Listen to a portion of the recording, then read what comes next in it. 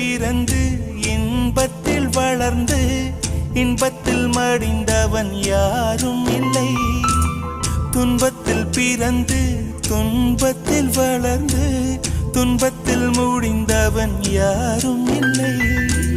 இன்பம் பாதி துன்பமும் பாதி இரண்டும் வாழ்வின் அங்கம்.